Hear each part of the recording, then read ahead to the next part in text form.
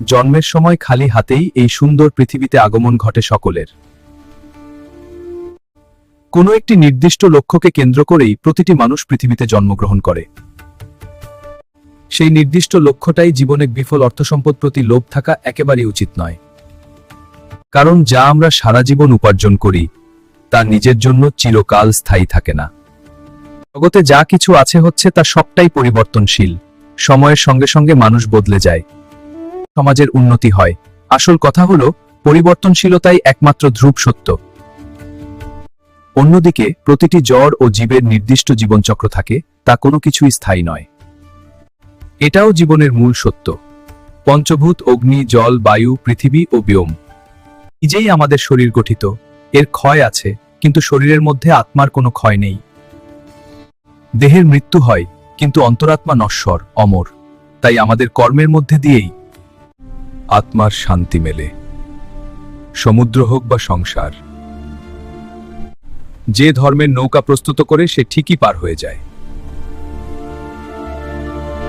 যে কেবল নিজের দুঃখকে আপন করে জীবন কাটায় সে শক্তিহীন হয়ে পড়ে। কিন্তু ব্যক্তি সমগ্র সমাজের দুঃখ আপন করে জীবন কাটায় সে শক্তিশালী হয়ে ওঠে। আমি কোনো জড় বস্তু নই যে আমাকে চাইলেই পাওয়া যাবে, কিন্তু যে ব্যক্তি আমাকে তার নিজের অধিকার বলে মনে করেন, আমি স্বয়ং নিজেকে তার অধীন বলেই ভাবি। কেউ আমার অতি আপন নয়, কেউ আমার পর নয়। কিন্তু ধর্ম ও অধর্মের মাঝে যুদ্ধ হয়, তখন আমি স্বাভাবিকভাবেই ধর্মের পক্ষে অবস্থান করি। আত্মার জন্মও হয় না, মৃত্যুও হয় না। পরিবর্তন পৃথিবীর অলঙ্ঘনীয় নিয়ম।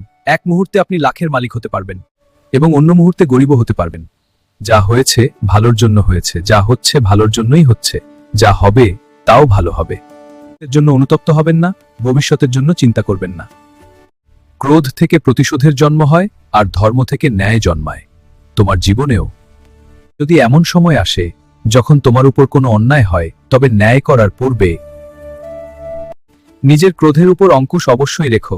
যখন সংসারে দেখার মতো কিছুই থাকে না, হ্যাঁ, তখন মানুষ ঈশ্বরের দিকে দৃষ্টি নিক্ষেপ করে।